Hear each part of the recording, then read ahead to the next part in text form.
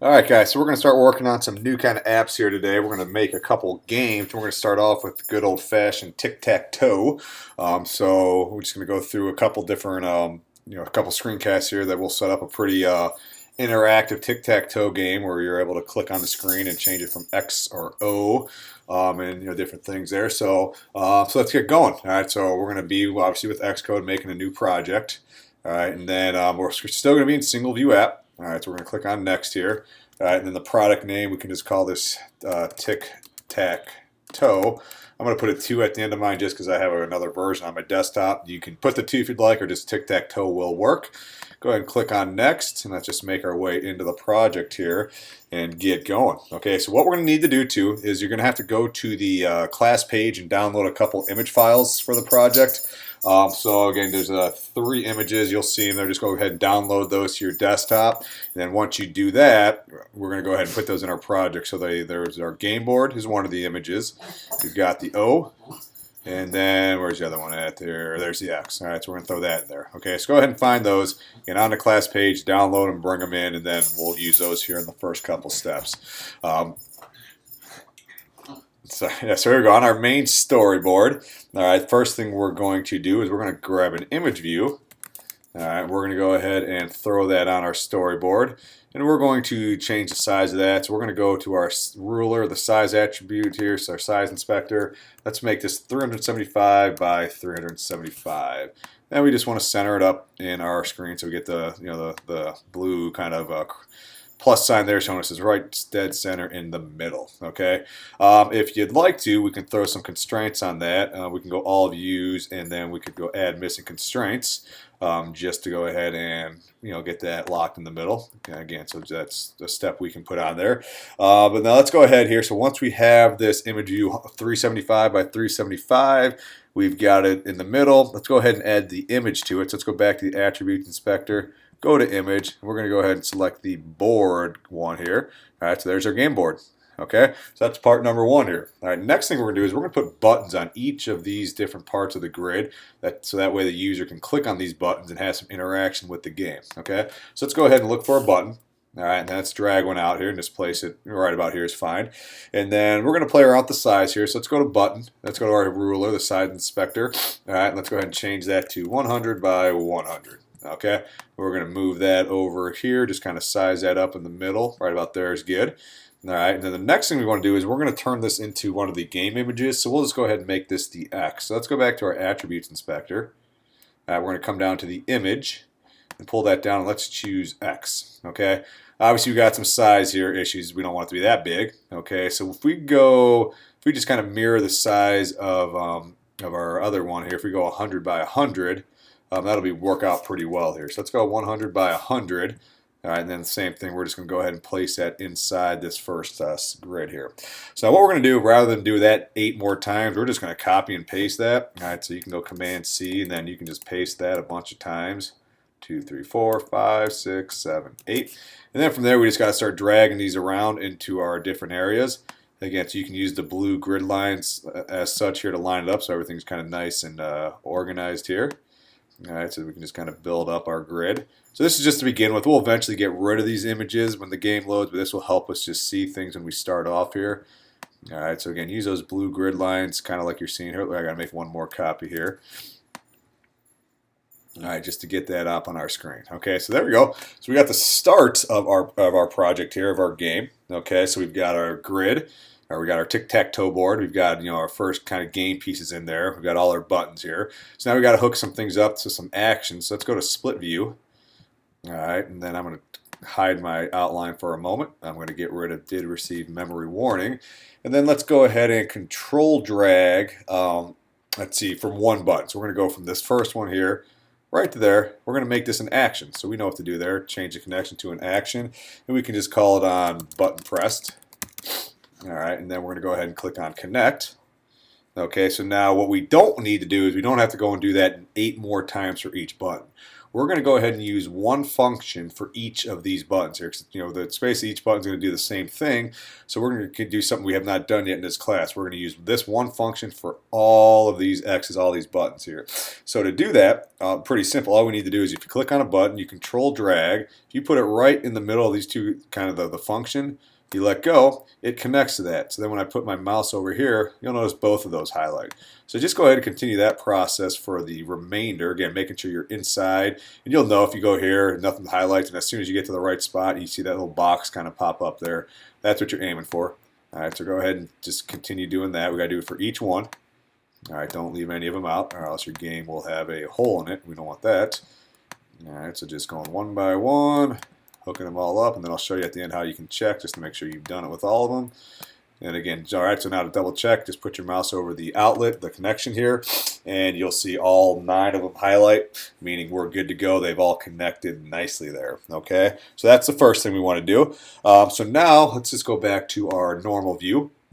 All right, now this one we do have to go one by one. Is we got to set up basically like a tag, basically an identifier in each of these buttons. So that way in our code, it's going to, when we start coding this here, we need to have a button, you know, kind of be labeled. So what we will do, all right, is we're going to come here and we're going to start on this one. Go into the attributes inspector for each button. Scroll down till you get the tag, and we just got to label these. So this one will be 1, okay. This one will be 2, and so on. So important. We're going to go 1, 2, 3 across the top here. And then we'll name this one 4. All right, we'll name this one 5. All right, and this one's going to be 6. All right, so just make sure you're following the same order that I am, so that way your code matches up. This one's going to be 8, and this one will be 9. All right, so then go ahead. That sets up our tag. So now when you click on them, again, you'll see they each have held that tag. All right, so again, just click on them quickly to make sure you've hit each one. 1, 2, 3, 4, 5, 6, 7, 8, 9. Okay, so now we want to go ahead and get our first kind of code set up for the game. All right, so we want to give the user the ability to place an X or an O on the game board. All right, so right now when it loads up, there's that X. We want that to be able to change every time the user presses on it. Okay, so what we're going to do, the first thing is we're going to come to a top here, and we're going to create a variable for the player. Okay, so let's call this var active player, and we'll set that equal to 1. Okay, so basically we're going to keep track of every time a player's turn is. We're going to, 1 or 2. 1's going to be the X, and then 2 will be O, but we don't have to put active player X or O. We'll show you how we can just change 1 to 2 within our code inside the action here. Okay, so in our action here, we're going to do an if statement. Okay, so we're going to go ahead and we're going to say if active player is 1. So if active player is 1, all right, we're going to go sender.setImage. And right now we're going to get a quick error that we're going to fix because sender is referring to this right here. Okay, so it's that, that's what we're talking about here. So we got to change just any. We're going to get rid of that, and we're just going to type in UI button. All right, so now it matches up because UI button has a set image property, and the sender is UI button. So this syncs up for us here. Okay, so what we're going to do, then we're going to put a parenthesis and type out UI image, another parenthesis and type out named.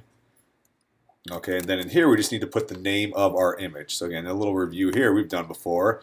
The name's capital X, so we just got to come back to the view controller, capital X, put our quotes around it. All right, and then that'll be the first part of this here. Okay, so that's part number 1 here. Oh, excuse me, what did I forget here? Oh, the UI control state. Yeah, so we got to do one more thing right here. So named X, and then after that we're going to go for, sorry about that guys, for UI control state normal there. All right, so again, getting a little bit ahead of myself with that one here. So after the for, we got to go quotation UI control state. Okay, dot, and then we'll just go normal. Now I should be error free on this line. Yep. Okay, so again, all we did in this one. So if the active player is 1, okay, we're going to go ahead and I need a comma right there. Is what I need there. I'm all over the map right now. All right, sorry about that. All right, and we're going to put our parenthesis on that one, and we're good. So sorry about that here. What else is going on here? Let's see. Oh, yeah, I don't need that parenthesis there. Let's clean that up. Okay, I think we're out of the woods now. All right, so let's review that line because I kind of butchered that a little bit. So active player, if it's 1. All right, the sender is the UI button. We're going to set the image of that button to the X image, and then it's just going to be this UI control state normal. Okay. We also then want to change active player to 2. Okay, so that way it kind of changes the turn, so it goes from 1 to 2. All right, the else end of this here is basically the same code, but it's just, we got to switch it up a little bit here. Okay, so if it's not active player 1, then it's only going to be active player 2. So we don't have to do else if, it's just 1 or it's not. So basically the same code, we would just go sender.setImage. Okay, and then the UI image is going to be named, this time it's going to be O. You gotta make sure you choose O, not the 0. And again, it's O because in my assets folder, that's the name of it right there. Okay, capital O. All right, so back here, same thing. UI control state dot normal, and then the active player in this case would be number 1. Okay, so that's kind of the first phase of this thing here. All right, so let's give this a quick run. Take a look at what's happening. And then we'll talk about, because right now it's going to work, it's going to run, but we're going to see if we're going to show you the quick little issue we have with it. Then the next part will be fixing up that issue. So we are all good here.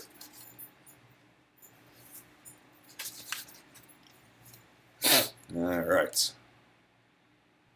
Slowly loading up here, thinking about it. Let me find the simulator. There you are.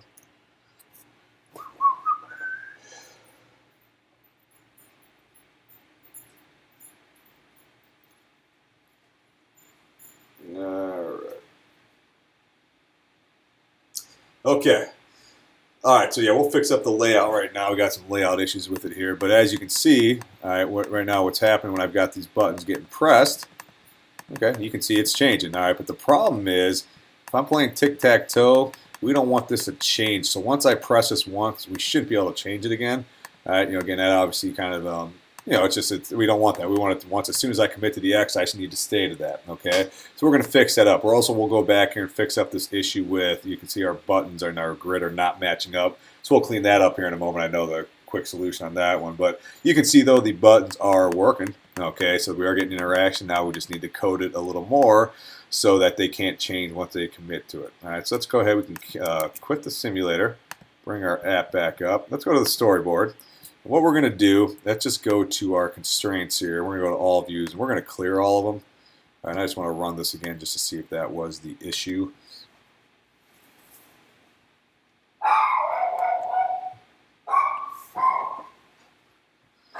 Alright, so give that a chance to load up here. Because what has happened is, we set the game board with constraints, but we didn't do constraints on each of these buttons, so that's why you saw that little kind of unmatched thing there.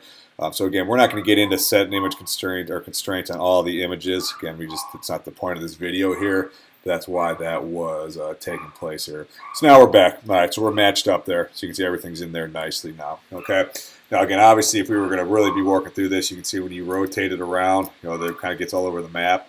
Again, a little kind of just not the intent of this lesson here, but that's what the issue was. So again, if you missed the step to fix that, let me show you again what we did. All right, so on the main storyboard, you just click on our icon down here. Okay, the resolve one, you go to all views and view controller and just clear the constraints. Now I'll get rid of that. Okay, so let's get back to it. All right, so now we want to disable the ability to change the X or O once it's selected. Okay, so we got to keep track basically of where we select and just kind of whose turn it is here. Okay, so we're going to create an array to do that. Okay. Basically to track, we'll call it game state here, to track game state. All right, so we'll go var game state. All right, and then again, we know an array is the 2 square brackets. So basically what we're going to do is we're going to put zeros in here because basically that's kind of the default where nothing's been placed. So it's not 1, it's not 2, because 1's active player is X, and then 2 is the O. But for right now, we're going to put a 0, and we're going to put 9 in here because there's 9 grids or 9 marks on our game board. 1, 2, 3, 4, 5, 6, 7, 8, 9. All right, so we got 9 zeros. So that's kind of like the default kind of nothing's been placed here. Each 0 is a place on the board. So each of these zeros corresponds to wherever we happen to select one of those 9 buttons. Okay, so that's the first thing we need to do. Okay, so now we can check the game state in comparison to the button that is clicked. Okay, so we're going to go back into our function here, and we're going to say if game state. And then since we're working with an array, we got to use our brackets. We're going to go sender.tag. Again, sender because it's a button, and tag. Now remember back when we tagged, so the tag is on our button here. Remember when we went through and we set the tag to 1, 2, that's what we're talking about here. That number 1 right there. So now we're going to go tag -1 because if you recall, arrays start at 0, not 1. All right, so we got to make sure we match that up there. Okay, so we're going to say if game states sender.tag -1, if that is 0, then we will go ahead and give them the ability to do this stuff. So we're going to go ahead, we're going to highlight that. We are going to Command X to cut that. And we're going to paste that inside here. Okay, so again, what we're saying is that if game state dot sender, okay, again, if it's 0, so when the game opens up, again, the game state is 0 because that's what we set right here. Okay, so game state's 0. So until we click it, it becomes 1. So that's why when you click on it, okay, again, it's gonna give you the ability to change it one time, but then it can't change it anymore because it's not going to be 0. All right, it's going to be 1, 2. It's going to be whatever. So if you click on the button 7, 7 minus 1 is 6. 6 isn't equal to 0, so that's why you won't be able to change it. So after you press the button once, it's now going to be turned off and you will not be able to change it. Okay, so that's an important step there. Okay, so after we conclude that's the case, okay, we're going to come inside. Okay, and actually we can do that. Yeah, so we're going to come inside right here. Okay, and then what we're going to do here is we'll say game state. Actually, I'll enter down a couple lines just so you can see this a little more clearly here. Game state. Okay, and then we'll do the same thing. Sender.tag -1. Okay, that's going to be equal to active player. So what's going to happen here is this. Okay, so in this line of code, we're making sure that the button has not been pressed. If it has not been pressed before, change it. If you try to press it again, too bad. It's going to be greater than 0. It won't work. So once we verify that yes, you can click on it, we're going to go ahead and set the game state sender equal to whatever the active player may be. Okay, so again, if this was like if they pressed the button number 6, all right, the sender tag would be 6, and then we subtract the 1, it'd be 5. All right, but then we're just going to override that with active player. Okay, so then that's going to go ahead and it'll be either be X or O based on kind of what's happening down here. So it's going to constantly be flipping back and forth. So that way, again, it's just it's kind of a way of preventing anyone from being able to click multiple times. So as soon as you click once, that button's locked in at either X or O based on whatever was clicked on. Okay, so let's do one more thing. Let's go to the storyboard, and inside here we're going to get rid of these X's now, because we don't want the game to load up like this. So what we need to do very carefully, though, we don't want to delete the button. We just want to delete the image out. So when you click on a button, just go over to the image property right here, image, and just delete the X out, and just we want to clear that out. So be careful, don't delete the button. Okay, just delete the image from the button. So you notice the button's still there. So we still have that button functionality. We just don't want the X in there, okay, because we just don't need that. We're going to start with a blank slate. Give a chance to everyone to kind of choose what they want here. All right, so after we do this, we'll check it out, and we'll see if this is working or not, okay? So let's give it a run. Let's see what we got here. Okay, so we definitely have a nice working game going so far. We'll add, obviously this is just part 1. We got a second part coming where we'll talk about how to control the gameplay and determine a winner, and give the code in there so the code will be able to identify when a win happens, and then how to identify and let the winner know so they can celebrate and enjoy it and all that stuff here. But first things first, let's just make sure our buttons are working correctly. And let's see what we got here. So there's our game board. It's empty. All right, so when I click the first time, all right, my X shows up. All right, so now the next one should be an O, and it is. All right, because remember what's happening right now, it's checking. Okay, so now it knows. All right, so we're just each time we're going through and kind of restarting. Let's bring that up here, the code. So every time we press, okay, it's kind of coming back up top here. Okay, again, for each button again. So since we haven't hit on some of these, they're still at 0 until we press on them. Once we press on them, all right, the active player becomes either X or O based on this code down here. All right, so all this code just kind of keeps running over and over here. That's why every time we press X, O, X, O, X, O, and so on.